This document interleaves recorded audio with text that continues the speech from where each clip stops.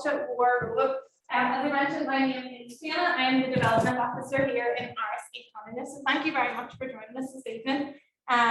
This is our very first in-person hybrid event since March 2020 last year, and I'm both really excited and a little bit nervous to have everybody back in the room. So you'll note that all the seats are socially distant, and I'm just going to run through some housekeeping before I introduce the event. So could I ask that everyone make sure that their phones and everything are on silent?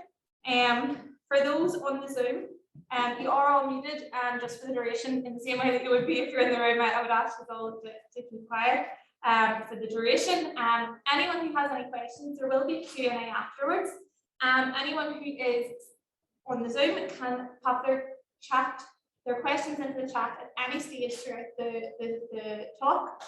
They will be picked up by myself, and I will pass them on to Tim and Pat at the end. Anyone in the room, we will take that as it comes in terms of questions at the end. So folks, as I say, the phones on silent, fire escapes are clearly marked. There's one at the bottom of the stairs where you just came up. There's also one on the ground floor where you were used to this. This is our second event of our summer program here in Áras, Chonghaile. As I said, we closed our doors last March. We opened briefly in July and closed again then in October. But we did our first virtual program last September, and it's been a huge success. I have to say, we will never go back to whatever pre-COVID normal was. It will always have an element of what we've learned during this entire pandemic. It's been great. I know we have people online from all over Ireland, from America, and it's great to be able to have that engagement. We have literally engaged with people all over the world with our different events. This wonderful event is, of course, part of Fila and Bubble 2021, which after last year's fully virtual Fila is also a hybrid program and has a range of in-person and online events. Anyone looking to find out more about either our program, they can go onto the RSC website. Fila and Bubble program is also on the Fila and Bubble website. Highly recommend you go and have a nose. And also our next event in here will be our James Connie lecture, which will be online. It's great. You can always catch up afterwards if you miss it. So there's parts to everything. Final note from me, before I hand over to these two pros at the stage who don't need any tips from me. Everyone on the Zoom and everyone in the room will receive by email a 30% discount for our packs. But unfortunately, in person, we don't have any here to sell with COVID regulations. It was a little bit iffy to sign in and the quotas. So that will be available for anyone who wants to avail of it.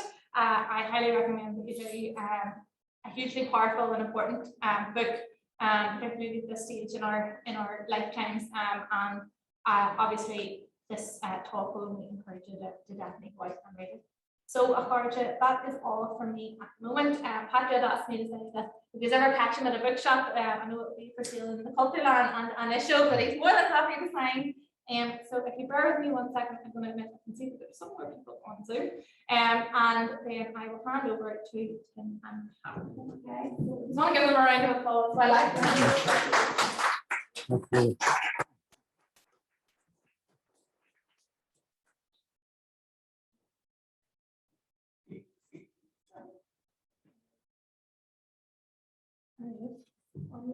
Okay.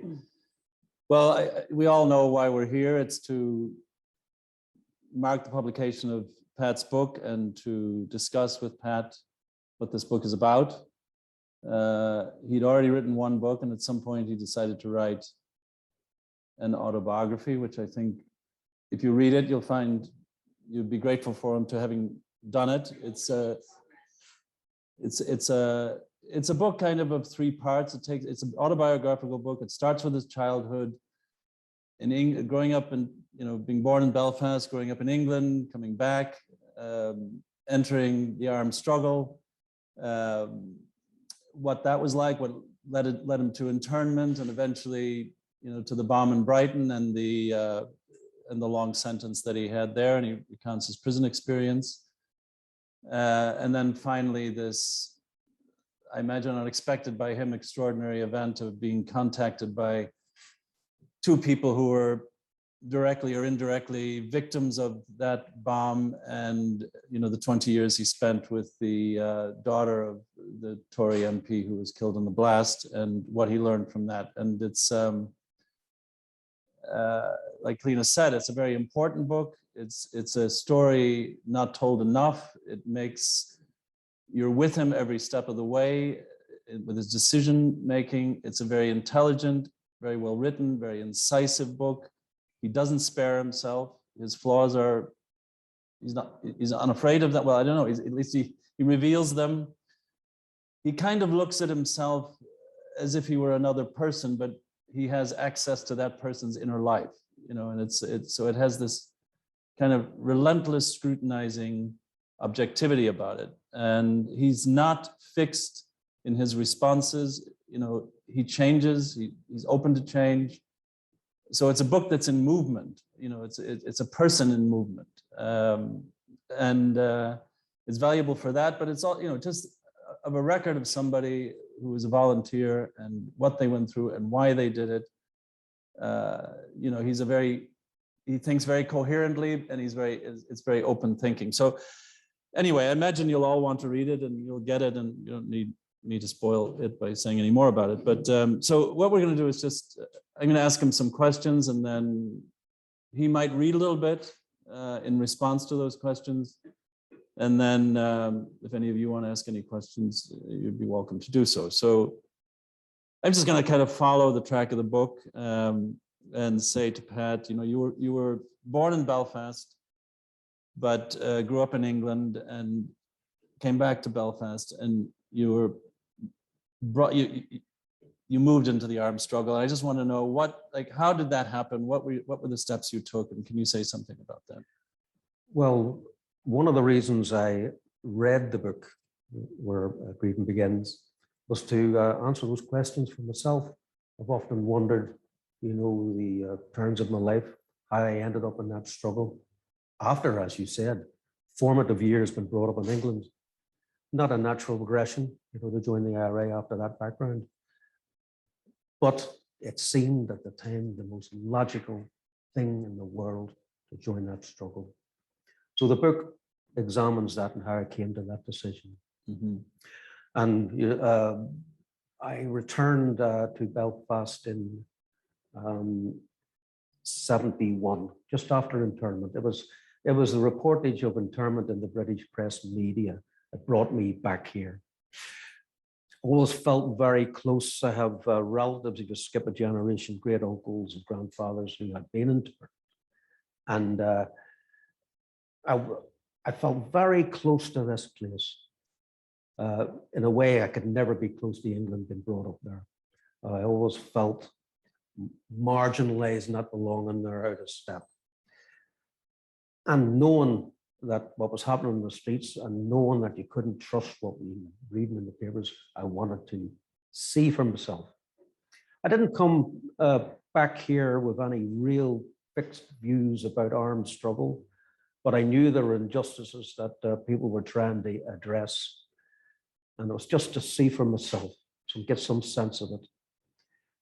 And that I should also add that it's one of the curiosities of my life. At one point, I would have described myself as a pacifist, without giving it too much thought or totally understanding all the meanings in that word. I would have been anti-war, and at that time, you're talking about the 60s. If you're a young person, you were keen about what was happening in the world, what was happening in Cuba, what was happening in Vietnam. You know, this is the beginning of your political awareness. But then suddenly it's happening on your doorstep in a place that you identify with and care about, and you know, the people you love. So I wanted to be here and part of that. Mm. And you describe a youth that is not entirely errant, but nevertheless had its lack of direction at some points, some encounters with drugs, some petty crime. I mean, you're very open about that in the book. Mm-hmm. And then you joined the movement. And can you say what effect being in the IRA did for you intellectually, ethically, psychically? It wasn't like a leap from this kind of, like, you know, the drug addiction and the drink and all of that into the IRA. There was a gap there, a learning curve, if you like. Yeah. But you know, that was all part of my learning life experience, and I brought that to it as well. You know, I mean, it's really embarrassing to say this. When I came back to Belfast, I thought I'd seen it all. I thought I'd been around a few corners, you know, and there was nothing that's happened the last 40 years I could have been prepared for. So it did change. It did change, and it was seeing what was happening in our districts. I think I was always an individual. Didn't really think much about community and things like that. And then you belong to a community and you get to know what that means. And you're seeing how people pool so little they have, you know, together and struggle. And I mean, I wanted to be part of that. I wanted to make a contribution to it. You know, I should say something about the area I first got involved with, which was the old Carrickhill. We knew it as Unity Flats. And it was a real battleground, and it was under siege. You know, it's there, the small nationalist Catholic enclave at the bottom of, you know, entrance there to the gateway to Protestant West Belfast. And so there'd be constant skirmishes there, you know, at weekends in particular. I can remember going out and dealing with some of them. You'd be required to calm things down in the area, and you were getting hit by bolts from shipyard workers, and you were getting fired at by the Brits, plastic bullets. I remember getting hit by a plastic bullet and a rivet in the same incident, you know, trying to just curb things in the area. So it was a real battleground, that area. Only 300 residences, you know, various flats, small area. It's seen real hard times, a real history of struggle there, going back to the 20s, and people who remembered the pogroms in Belfast. It was a living memory. And, you know, we talk later of a culture of resistance that stems from the lived experience of people and passing that on. And it was happening to a new generation. And I was there to absorb it and wanting to be a part of it. And the focusing of the mind, I mean, to be focused on objectives, and also what happened to you in Long Kesh in terms of, you know, political education and things like that. How did that affect you? I would say, well, there was a big contrast. There was a time when I couldn't focus. I write in the book about this. I think of today, I might have been diagnosed with some form of attention deficits at school. Couldn't focus. I was the kid who was messing about all the time. But during the course of the struggle, I learned to focus, you know, particularly in jail. But see, when you're on the streets, you had to focus, you know, and you found you could. You know, that wasn't a decision that you made. That's something you had to find in that split second. You know. And what about the experience in Long Kesh? What did that do to you? Well, I was 2.5 years interned, 2 years, 5 months interned. And well, again, I learned that, and I had no experience of this prior to internment, of real thirst for knowledge and wanting to know what the struggle was about, how we got here, specifically in these cages. Wanted to know that. You had a broad view of it, but there were so many unanswered questions, and not everybody had the answer then either. You know, it was another huge learning curve. But you know, you're in jail with a lot of very clever people and experienced people who did have a real grasp of politics and of history, and I benefited from that. And also books. I mean, the place was coming down with books, and I did a lot of reading, you know, during internment and throughout any period I was incarcerated. And were there a lot of classes going on, or lectures going on, or discussion groups going on? Well, it became in two forms. There was what we organized ourselves, you know, from our kind of pool of resources of understanding of subjects. There would have also been an element of formal education that some of the guys got involved in. And then at one point, there were outside academics coming into some program run with Queens, I believe. And so, yes, some brilliant stuff. And again, books, you know, like I first read Connolly in the cache. Mhm. Mhm. And your involvement out in the street, I mean, it was a very long war. You entered it at the beginning, and you observed it, until the Good Friday Agreement, and it went through many phases. Looking back at it now, what is your assessment of the war itself? I think the first thing absolutely needs to be borne in mind is how long it went on. And it went through all sorts of different phases of struggle. And the struggle that we were fighting in the early days in the 72, 76 period, 77 period was completely different from the struggle. We just got better at it, to be perfectly honest, and we had to get better at it. But we also got to recognize that, what we didn't have, and that was the means to really put political pressure on our enemies to get them round the table. The armed struggle on its own couldn't achieve that. It allowed for the development of Sinn Féin, etc. But throughout that struggle, there was initiatives by the British, as they said, to foist a solution on us. Every single initiative they were ever involved in had at its core the desire to defeat us. Simple as that. And we would have been defeated if we hadn't developed politically, and that happened with the backdrop of the war. And that's right. I think that's remarkable. I mean, you wondered if the politicians had been willing to, take on board their responsibility, and particularly talking about the British politicians. That conflict would have been over decades before. And then after Brighton, you were arrested, and you spent all those years, 15 years in jail, 14? 14 years in jail. And, there had been a big struggle in the prisons in Ireland, but it must have been very different to be in prison in England. Can you say something about what it was like to be in, far away from, the jailed comrades that you'd had, and you were stuck in England? Can you say what that felt like?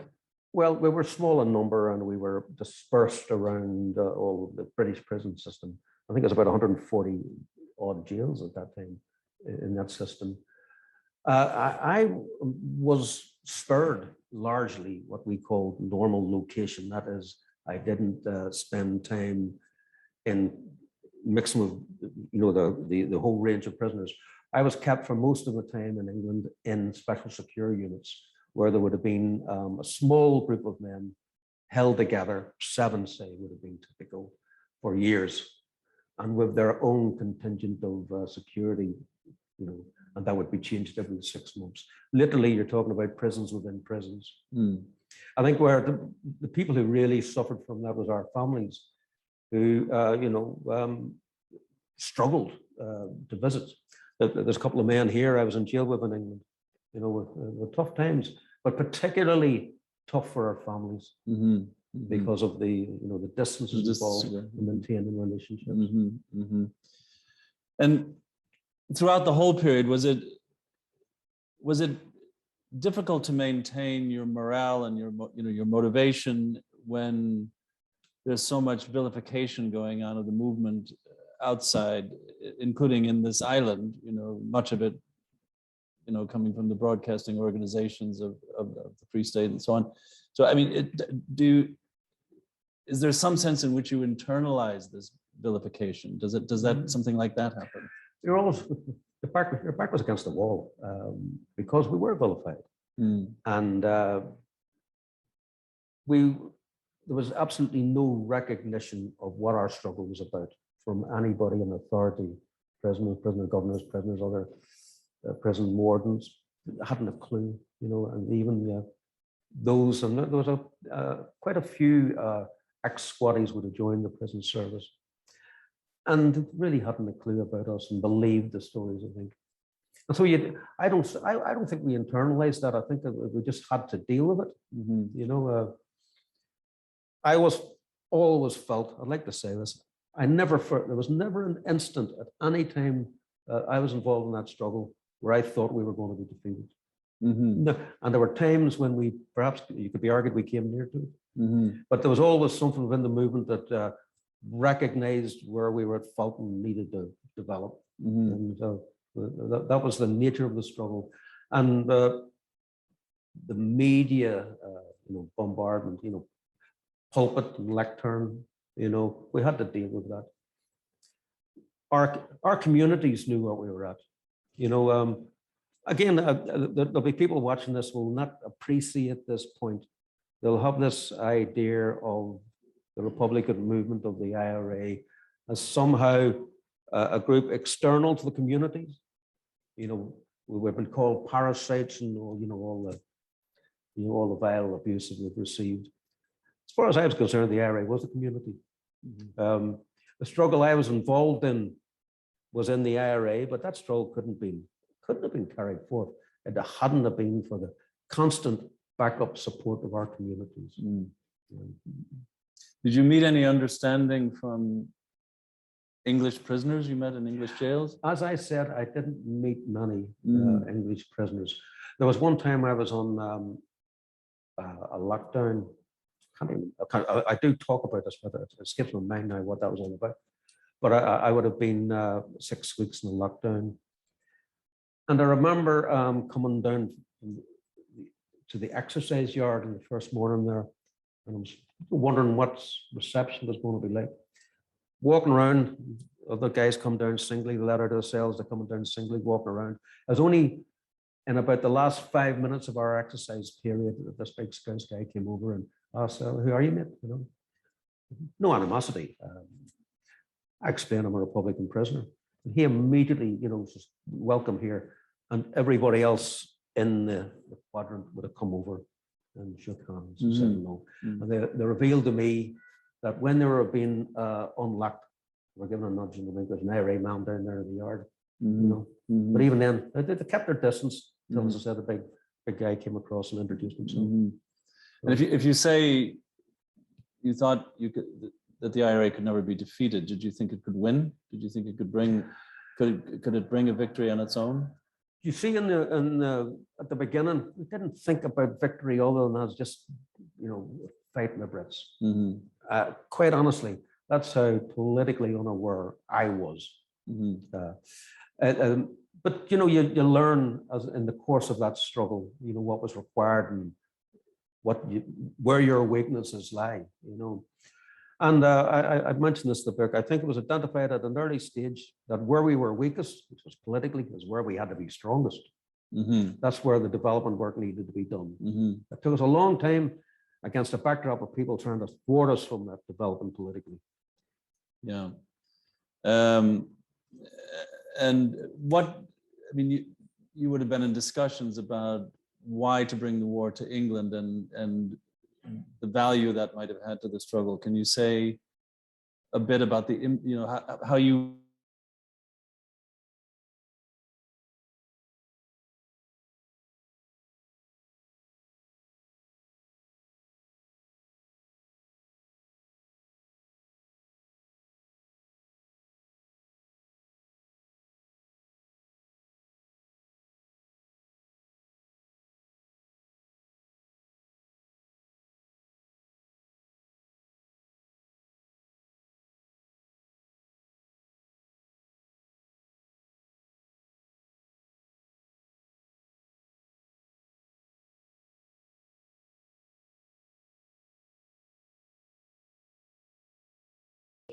Never been out of Belfast. So there was an onus because I had that background and maybe this is where I could best contribute. So the bomb happens in Brighton and you're arrested and tried and convicted, and you served those long years, which you already spoken about a bit. How did it happen that you came into contact with these two people that were adversely affected by that operation? Yeah. Well, it was the peace process was in train. Big part of that was the early release of the political prisoners.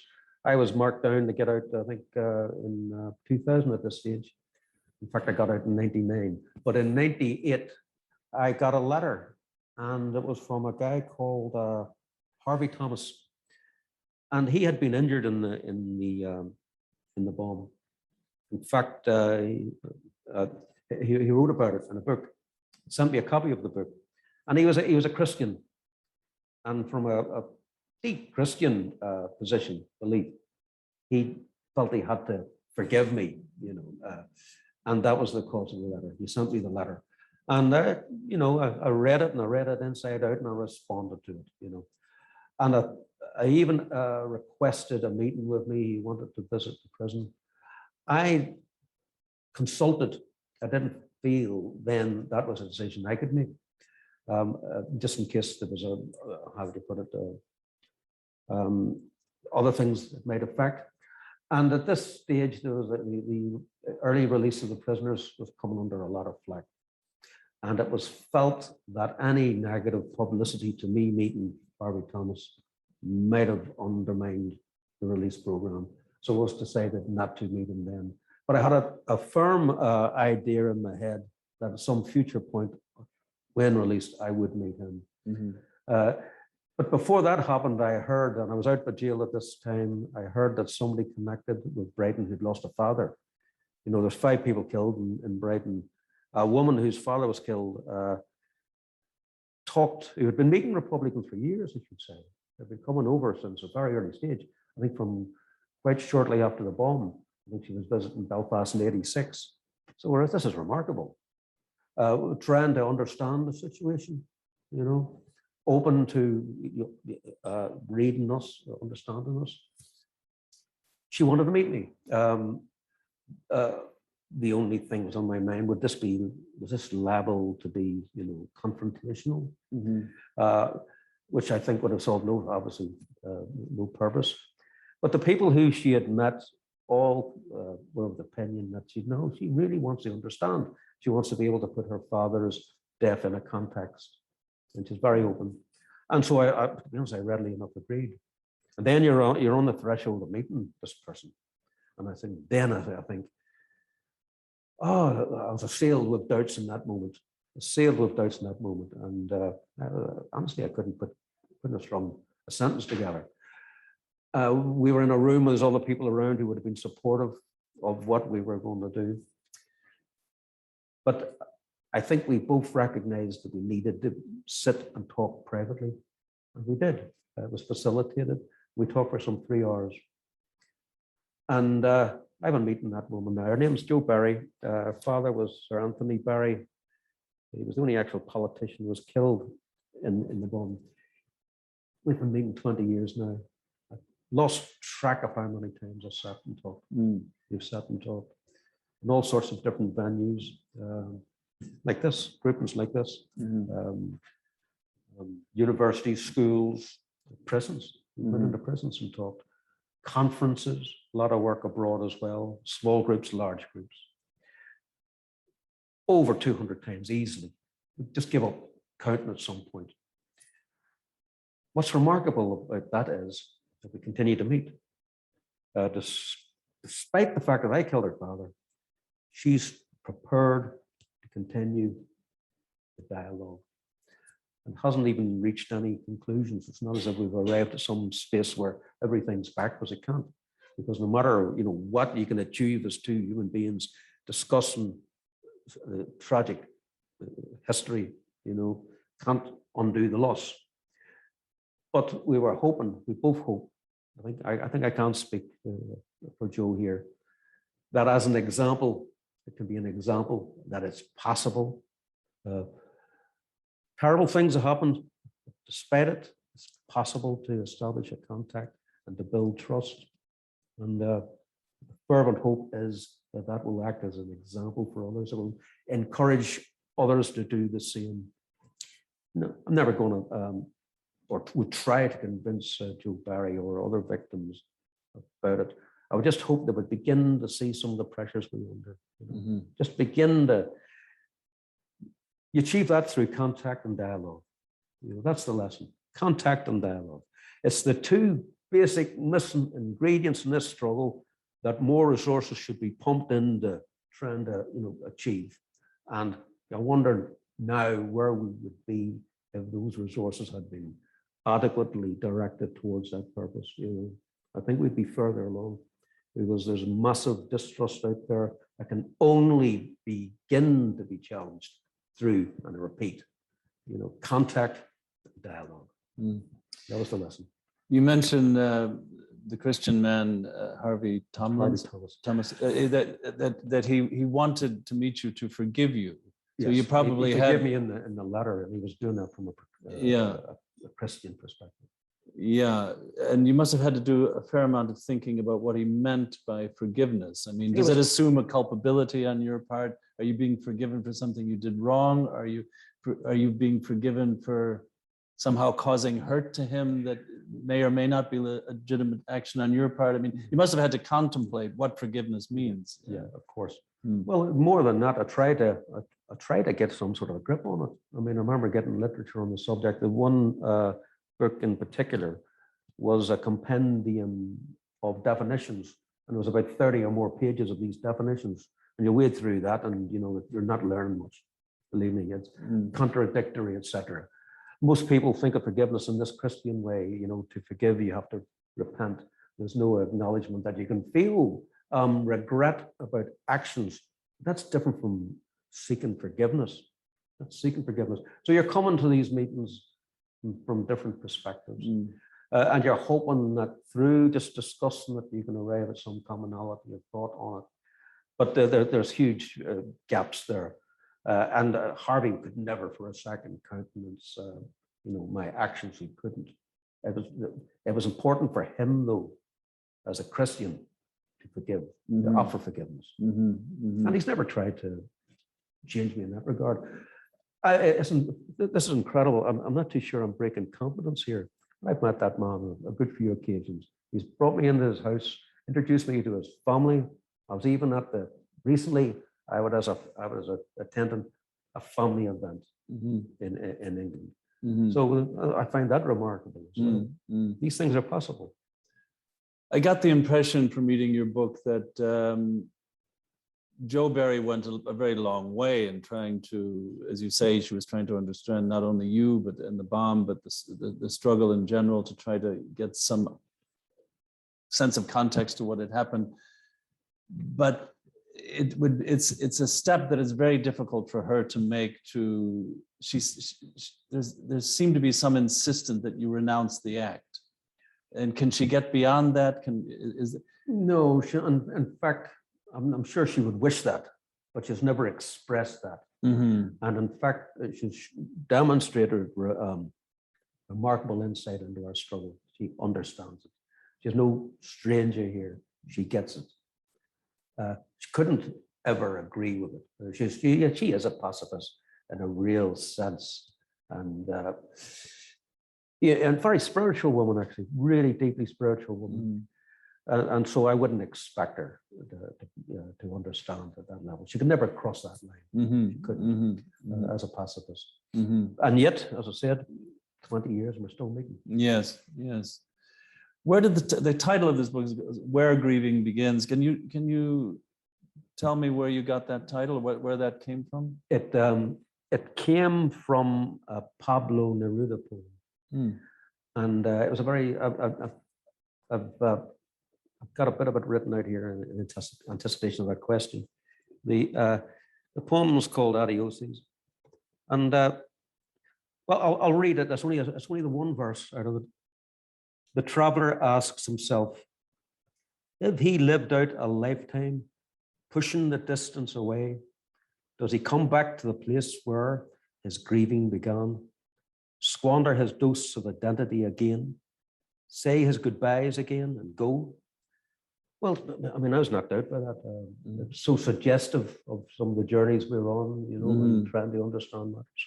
So, I just took the title, Grieving Begin. And it also seemed to, I've got this idea in writing the book that we can't really grieve properly until we have questions answered, etc., that we deal with the past and its legacy, and we've all carry a lot of weight from that past. And until people have answers and, their satisfaction, I think we can't say we can't grieve properly. as communities, as individuals. So that's suggested in the book as well. I mean, this episode in your life, this encounter with Harvey Thompson and her, it kind of brings you into some kind of essence of what war is. I mean, the taking of life, and then you're brought face to face with somebody who is affected by that, is living with the consequences of your actions. And it's that's very rare for soldiers, I would imagine, to come so face to face with that. And I wonder, you know, what does it do for you? I mean, you know, she needed to do it. Yeah. What does it do for you? Yeah. Well, I remember a meeting I had. It was a kind of a fringe on the Fela a few years back with Veterans for Peace, groups of ex-squaddies who did want to explore that past and were willing to listen to Republicans, etc. We're here on a visit. They all came back. All the regiments, you can imagine, the Paras and Marines were there. And they're coming back as squaddies who, you know, were troubled about that past. You know, that tells me that it's not unique, and most Republicans I know can share that. And I think would readily enough identify and realize that some of the people we were in conflict with would have their own, you know, need to examine the past and look over matters, you know. And I learned a lot from those encounters, you know. We talk about where grieving begins. There's a lot of pain we all carry from that. And as part of you can close down in conflict. I didn't even begin to realize that fully until I met Jo Berry. And it was the course of talking with her. You know, because you think of, well, I'm prepared to meet victims, you know. I'm prepared, I'm hungry for that knowledge, meet them. But until you're actually in the room of a victim, you know, that opens a dimension up. It's quite risky, I would imagine. It can be extremely risky and has to be facilitated really with a lot of thought beforehand. But in meeting Jo, as I said, like we're used to refer back to an earlier question. We're used to being victimized and demonized. We're used to that, and to the point where, you know, we decided we can't do that with others, and which makes you believe that you're more open than others. You know, you've taken that stand. You're going into meetings, you're prepared to listen, but until you actually do listen to the poem, to the pain, you really don't know what you're dealing with. You really do not. And as I'm saying, I began to realize from listening to Jo's story, you know, that something I would have readily attributed to our enemies, I was responsible for too. And that is, I was capable up to a point of demonization. I wasn't saying who we were fighting with and, you know, the fullness of their humanity. And you can argue that's necessary in conflict. How could you do the things we had to do if we knew the people intimately? How could we do that? I don't think we could. I honestly don't think I could. And most of the Republicans I know, I think that applies to as well. So that started a big lesson for me, you know. And as I said, Jo, I remember that first meeting. Jo was talking about her father, revealing things, asking good questions, and coming across as this really sound person, sound human being. And, you know, I just, at some point, I just something clicked with me. The value, the goodness I could see in this woman must have, at some level, come from her father. And I killed him. You know, I killed a fine human being. No matter his politics, his leanings, doesn't matter. He had somehow, you know, been responsible for the, you know, the goodness I've seen in this woman. And that's a big lesson to learn. What does it feel like? I mean, is it painful? Nothing had, well, you do something, everybody might imagine that because I've been on this 20-year dialogue with this woman, that it's easier, and it isn't. It's never easy for either of us. And sometimes we've had to force ourselves to meet, you know, and that, you know, and usually it's in situations in public, you know, and we rally, and we've fallen out. And there's been times when we just couldn't go on with it, backed out. Then somewhere down the line we'll get an invitation to speak, and there's that idea in your head, I have to continue this. You can't give up on this. We've come this far.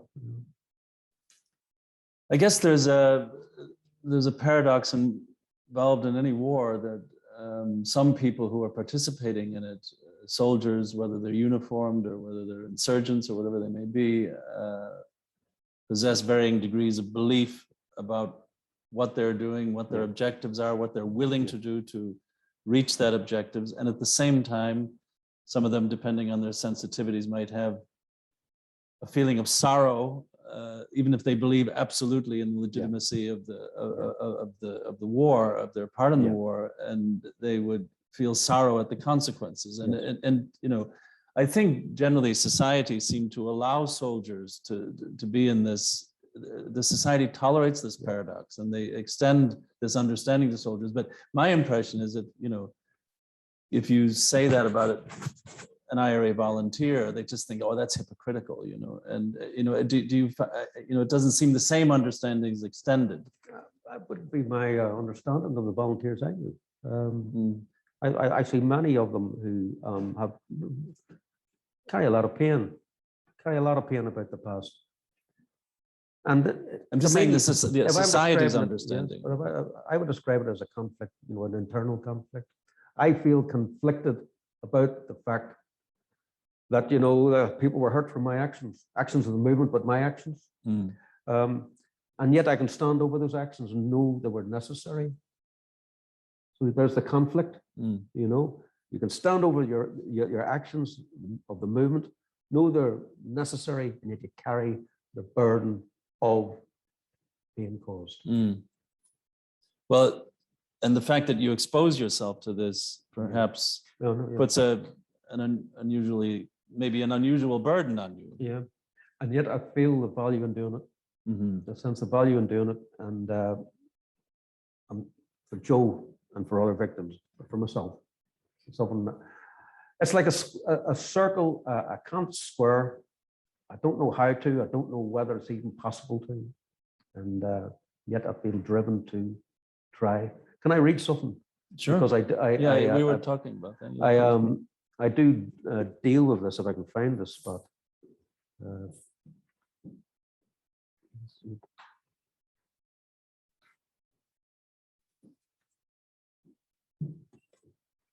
Okay. I'll start off with a wee bit of context. It's not too long, but if you don't mind me reading it till I get to the point. Britain partitioned Ireland through violence, political chicanery, and the threat of a further escalation of repression. From one perspective, a unionist perspective, partition drew a line under the past and was intended to establish its own historical calendar, with 1921 as year zero. Northern nationalists found themselves locked into a Protestant state for a Protestant people. The grandparents and parents of my generation found themselves bereft of the means to address their grievances. All means had been tried, all had failed. Marches, demonstrations, rallies, campaigning, lobbying, electoral politics within a gerrymandered constituency framework. The full range of open, democratic, constitutional means of tackling injustice. They had to endure repression and poverty in every decade. Eventually, the pot boiled over. In conflict, any conflict, we're all diminished. Outcomes are rarely definitive. We can survive, perhaps achieve some ends, more equality, liberty, justice. But often loss and pain at the personal level preclude any sense of victory. For some, nothing is worth the loss of a single drop of blood. Others may take stock of future benefits, the ends justifying the means. To have prevailed against terrible odds seems a victory. If our enemies had indeed won, as we often hear promulgated in their media, we might have expected from them more magnanimity, a willingness to move on, instead of which there is a continual assertion of our defeat. I am satisfied that we prevailed, but at terrible cost. When the Dalai Lama was asked why he didn't fight the Chinese, he took time to reply. Of course, the mind can rationalize fighting back, he said, but the heart would never understand. Then you would be divided in yourself, the heart and the mind, and the war would be inside you. I wish I could believe in this duality of mind and heart. I dare say that the mental conflict I have experienced comes from the absorption of certain religious values from an early age, and I'm certainly not conscious of having been reared to hate but hurt others. And so I remain conflicted. This was not the life I might have hoped for, but I have had the privilege to share a gift not everyone can claim of their lives. I was involved in a collective struggle, a revolutionary moment, the fight for political and economic justice. I saw what can be achieved when people stick together. That's precious. I'm not a pacifist. Reluctantly and regrettably, that is where I am. What parent wouldn't protect their child from violence? My core conflict is that I stand over my actions and yet profoundly regret the hurt inflicted. It is an uncomfortable and often a difficult lived experience to attempt to justify. But I believe our struggle was necessary and therefore justified. War came to us. People were hurt. I hurt people. Enemies, yes, but even their loss and pain is a matter of regret. Very good. Well,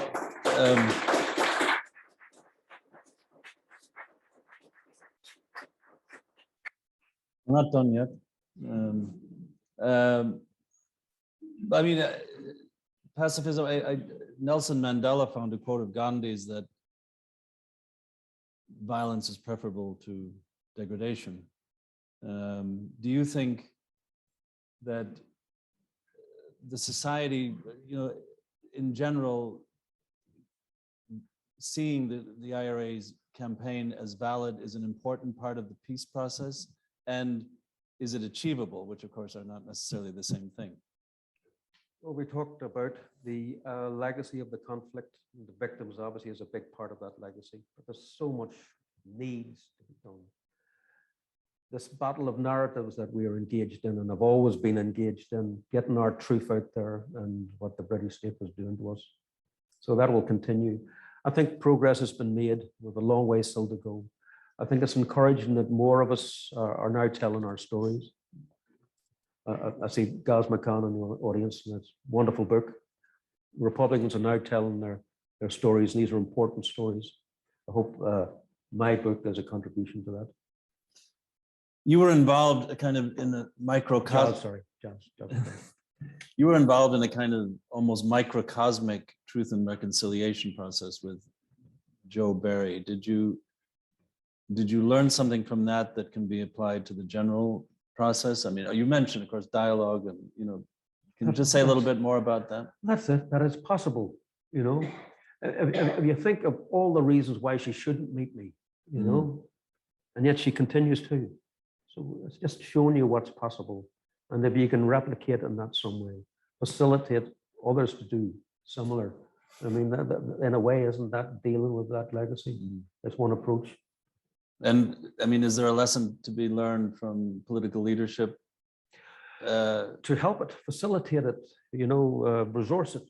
Mm-hmm. Mm-hmm.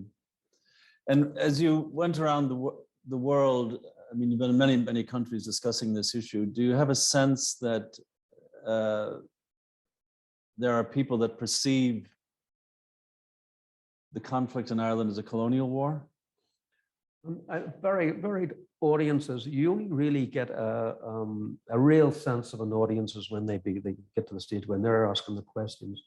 But you invariably find very uneven and mixed response. But there will always be somebody who does get it, who does appreciate, the colonial nature of the struggle we're involved in, the anti-colonial nature of it. Mm-hmm. And that's always encouraging when you meet that. Right. Okay. Well, we'll open it up now to everybody else if anyone wants to.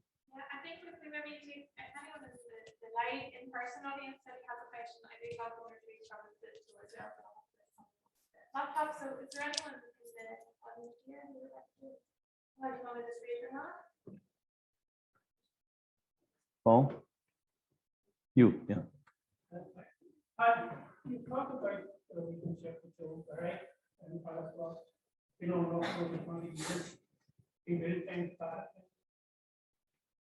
When I read the intro, so I got a sense that it was one of those difficult things, and where she talked about you were addressing a bigger audience. Yes. Did you have a sense when you write the book, you just had to address a bigger audience at that time?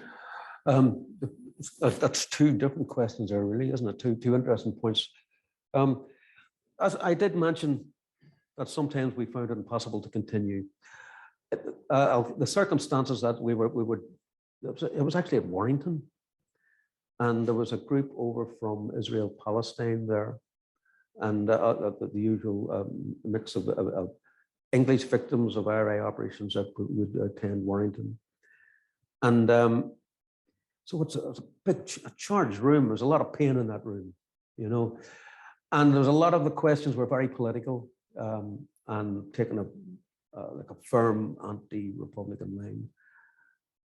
Sometimes, and that was one of them, I fall back and become defensive, and I give a you know, let it go. I defend the armed struggle without fully grasping the pain that can be causing. I think when you go into a setting like that, you have to have it sorted out in your own head, head what it is that needs to be said and how to say it properly, you know, and I've let myself down on occasions through anger, through defending the armed struggle.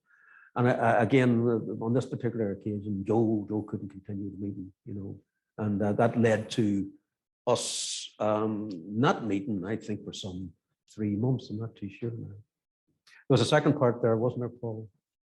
Were you conscious were the best of bigger audience who were writing about? The audience has changed through it. I did start off hoping to write about the meetings with Joe. I thought, well, you know, I've been meeting all these meetings. We're next. We'd worked on a documentary together, but how can I really start to talk about, you know, some of the insights that we've garnered from the experience of meeting? Natural progression would have been to jointly write a book, and that was our initial intention. That morphed during the years for various reasons into this, and the first book, this is the first book I wrote, Gangsters or Guerrillas, which looked at the misrepresentation of the Republican movement in fiction. But I recognize that misrepresentation goes in all facets of life. And I began to see that in some regard, what I was doing with the work with Joe and with other victims was also involved in the same, because even in responding to questions, you're having to think deeply about that conflict and answer for it, you know, explain it. That in itself is dealing with the misrepresentation. No better way than to present yourself and, you know, have that dialogue. So as the point is, the intention behind the writing and the perceived readership altered in the course of writing it. There's a question from the people listening to the stream from somebody called Jack. Has there been any acknowledgement or acceptance of the efforts by yourself and Joe Barry by political parties and British Army veterans groups to generate understanding, if not reconciliation? Well, I've already mentioned the fact that I've met veterans, various veterans, even though there would have been ones who would have rejected, you know, their time in the army and what the army was doing, the British Army.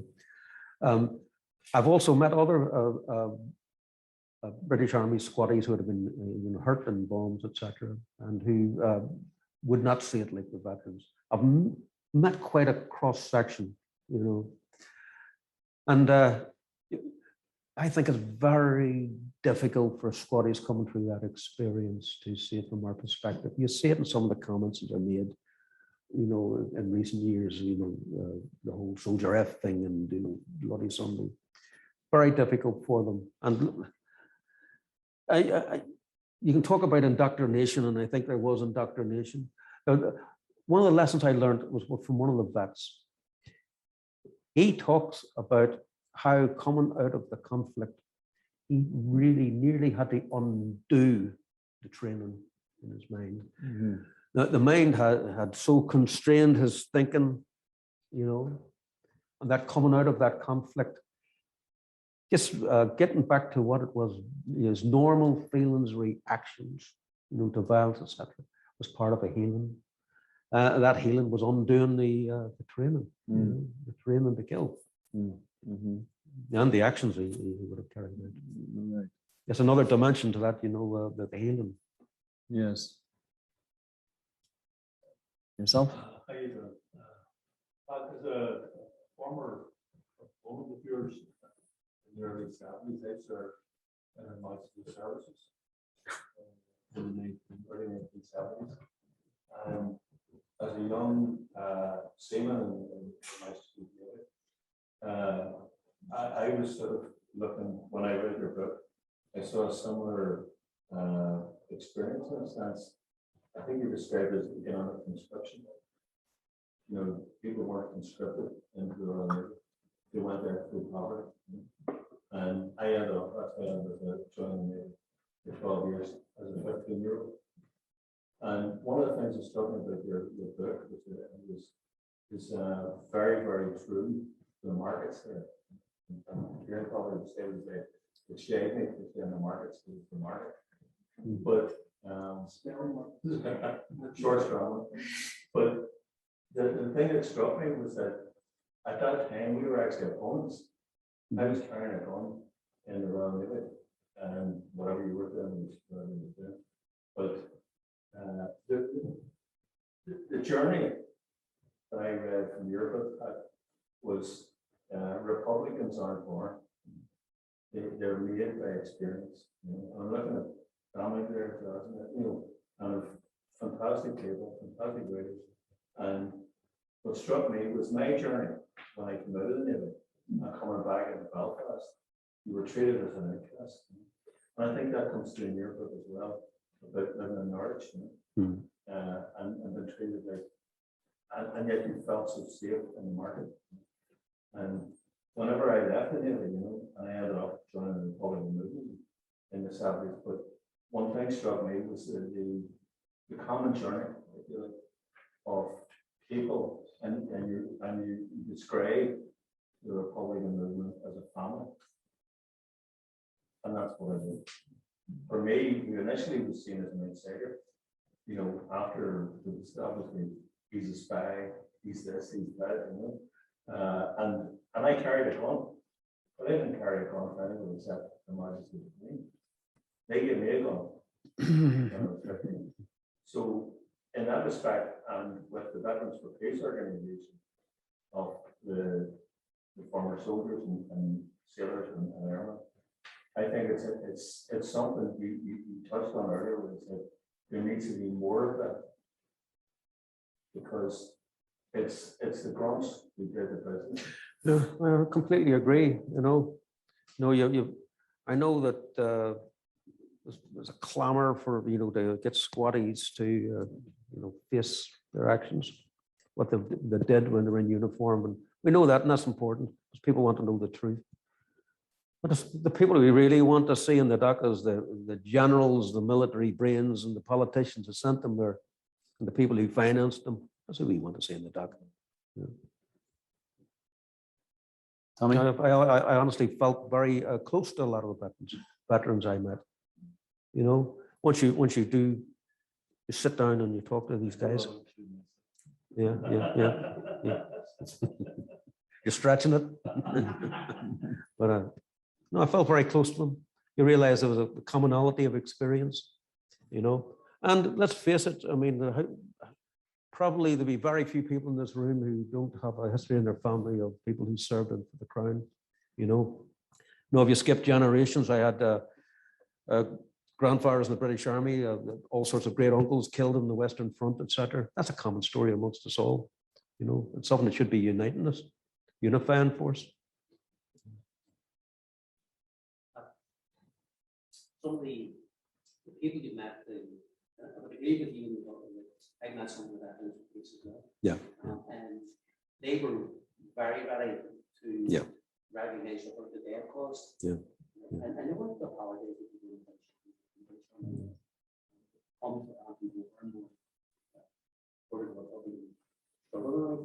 But at least they were prepared to accept the hurt they had inflicted.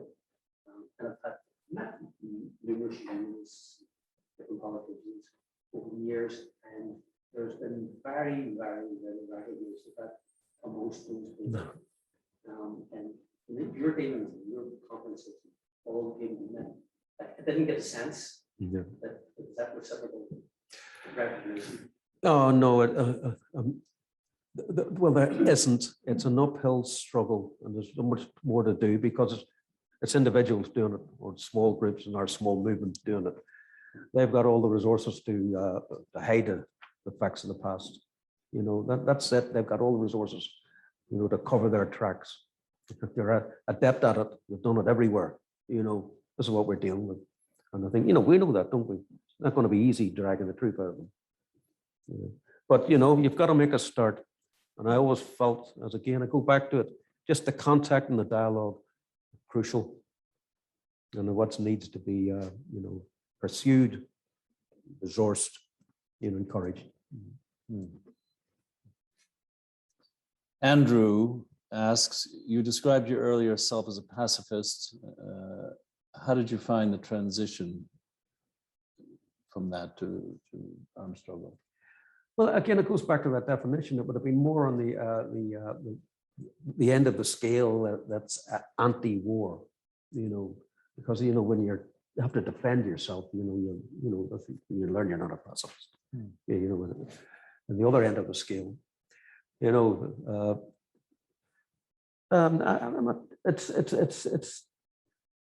it's difficult. I hope what I've been demonstrating is that you know, going to war is not easy, and it goes against the grain of your being, you know, and that's part of the recovery. And when you're in the struggle, you're just in it and you're dealing with it, and you try to get better at it to deal with it, to be perfectly honest, you know. But then, you know, there's a legacy there you have to deal with as well. You know, legacy in terms of the damage done, but also the damage that's been done to you.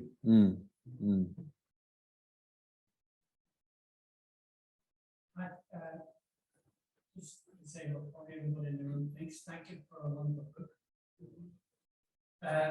Paul asked you earlier about audiences, and I'm sitting thinking here that there are a lot of people in the room who made the same sorts of choices you did, and so that book speaks to them in a certain way.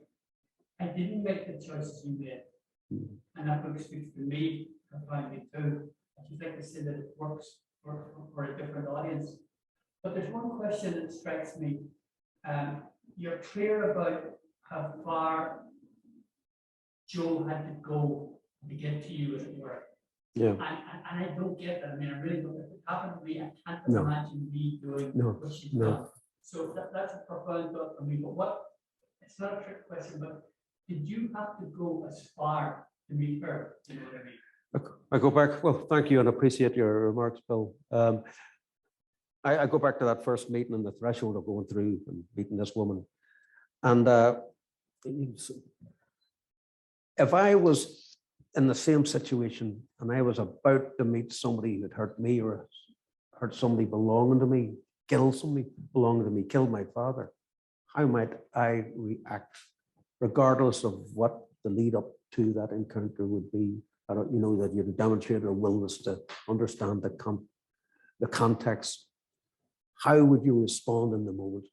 And I can't answer that. I can't. I think it's near a miracle that you have somebody like Joe Barry prepared to meet me, you know. But let me say this, it's unusual, but it's not unique. There's this amazing organization called, you know, the Peace Project, Forgiveness Project in England. It's the work of an English journalist who collates these stories of people who've tackled the subject of forgiveness, wanted to forgive, wanting to meet somebody who's hurt them at a personal level. collates these stories. They come from all theaters of war, all, you know, and lots of stories about crime as well. What's common about them is that every conflict situation produces people who want to know that and make that contact. So it's not unique, it isn't unique, but it's difficult. You know, back to the point, that's why it needs, you know, careful nurturing and facilitation. Danny? People, you know, a big problem with legacy here. And there's people who want revenge, there's people who want justice, there's an overlap in that. The British government is determined for its own selfish interest to introduce an amnesty, which is going to deprive travelers of access to truth about what happened. I mean, I cannot think of conflict in the world in history where all the victims of the conflict got justice in the end. So just wondering your thoughts on this, where we sit at present, how we get our way out of this. Maybe there is no way out of the problem. Maybe we're just going to whatever way the cards fall, we're going to have to accept as the past. People were hurt by that past as individuals are not just going to stand back and let it lie there. Some will, but many won't. Our communities won't either, I don't believe, you know. We're not going to get justice from people in power, you know, we're not going to. They'll want to do what they did here in other places. I mean, that's the nature of it. We have to sort it out ourselves, I think. That is, look after our own. Look, you know, the pain amongst us, we have to look after, deal with that legacy ourselves, because we're not going to get it from our enemies. You know, it's the way I look at it. Sounds a bit cynical, but I can't see any other recourse. I think we have to do more to deal with the pain in our midst. And it doesn't mean to say you don't attempt all the rapprochement with the past, the reaching out and trying to understand and coming together to explain each other's context. All that's necessary too, but I don't believe the real powers that be will ever own up to its culpability.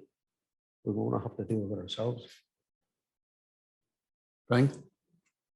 I sort of find on the next question, something you said there, you're not going to get justice. No. What's your view then on honesty?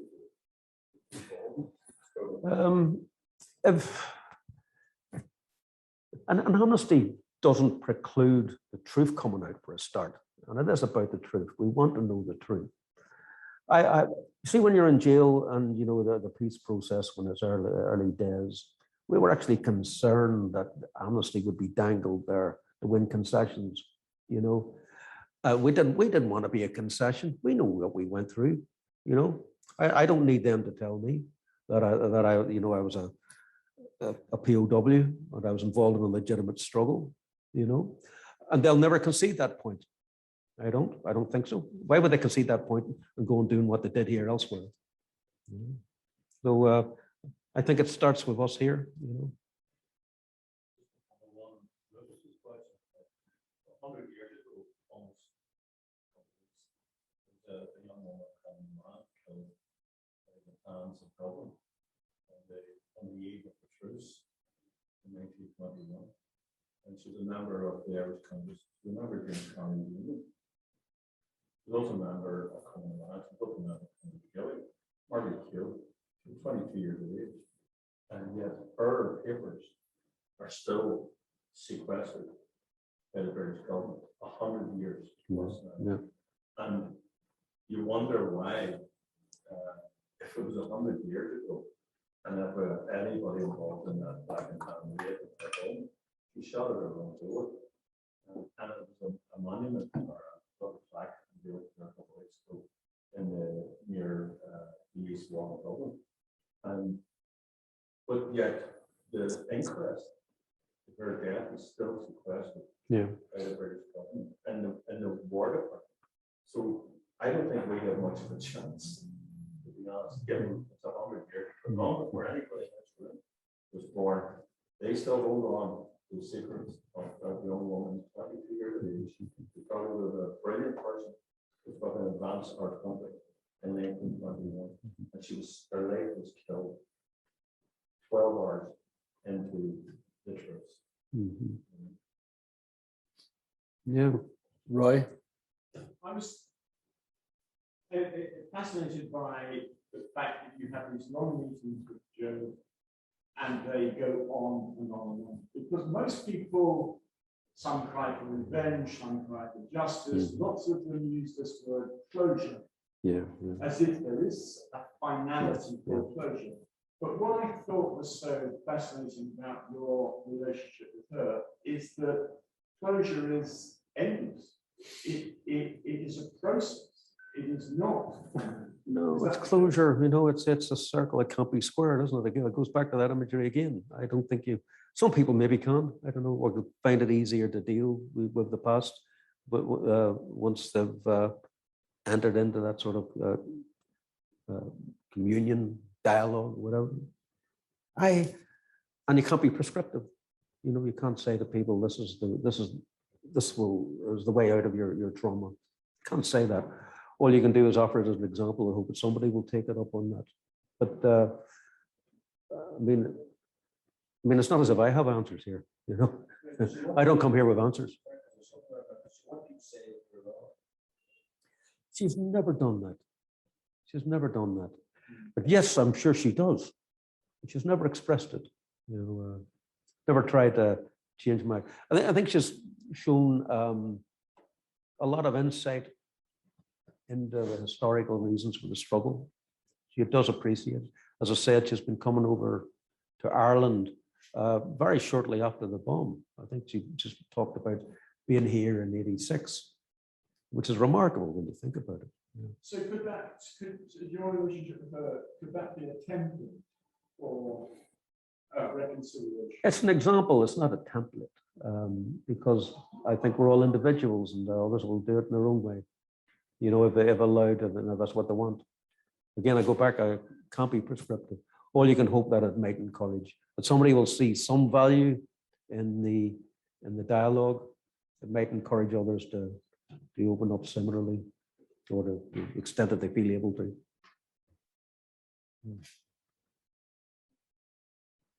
Sorry, just to thank you very much. I want to make a comment really. I think it's fantastic book. I think it's a monumental achievement. I think it's a really important book at this stage of our struggle, which is going on. You mentioned Republic, we might have a Republic time, but certainly have a very strong political party and the Republican family. I think the Republican movement, party, and family is stronger because that book is published. I think it's an essential book. It's a lot of courage again, which some of course you have experienced. But what I want to say as well is hope you keep writing, because I know Ariel Valley got 3 books and you're at a different phase, but I do hope you keep writing because you're a writer as well. And, I would dispute that, I have to say. I don't feel a writer. If I had a struggle getting it out. But I'd say there's writers in this room. I'm looking around this and knowing some of the experience in this room. I don't want to be giving anything away here. There's guys and women in this room could tell stories, you know. Jazz. My experience, others obviously in this room as well, was quite different from yours. What we had in the blocks and we were experiencing obviously in the cages was comradeship. Yeah. That collective that you spoke about. And that's what always got us through. And it was also within that, there was individuals as well who would have inspired you as well. Yeah. When the most difficult of times, you would have stood up, or even if you were down, they're always there to pull you up. And you wouldn't have had that. I also found that my most difficult period in jail was when I was in solitary. Thankfully, I didn't face that too long. I probably the longest was about 2 weeks. It was really, really difficult. And that always made me think about those in England, how they were divorced from that, and how they got through their time without comradeship, without people being trial, and possibly even without a family voice. I've always wondered how to get through that. You get used to solitary. You adapt. It's difficult to start, and after a while you find a level, and you get used to it. how do you get through it? And we always used to talk about that, you know, how the lads over there, how they endure that without the comradeship. And we also say ourselves, thank you, because we're not. Well, I say, well, thank Christ I never went through that H block experience. Yeah. Look, we had comradeship because we were in most of my time in England would have been in special security units, so it was only 7 prisoners. Typically, though, 3 of those would be IRA guys, you know. And one of my comrades here was in Durham, and she had a comrade there with her. But they had that. I would say that when we went into the British prison system, which was in 85, 86, most of the real hard battles with the authorities and with the other prisoners had been won. We'd come through and gained a measure of, we weren't under attack. This is Republican prisoners and those who would have been there facing Republican charges, but weren't actually Republicans. So it went through horrendous ordeals. But because of their struggles, we, in a sense, benefited from it. All we had to do was ensure that what was gained was kept, you know. And but I felt very fortunate in being in circumstances. There was always at least a couple of comrades around. It's very important, you know. But you also have to, come to realize your own strengths and weaknesses, and look at your own resources. You know, there's times you just have to do it on your own. You know. I guess so. Is anybody else have any final question? No? Okay. Then, Tim, I'm just here for the Zoom. So yeah, thank you very much to everyone for asking questions, for participating in those who are on the Zoom. Thank you very much in particular to both Tim and to Pat. As a few people mentioned in the audience, this book is crucial for all of us, crucial reading, and also the timing of it.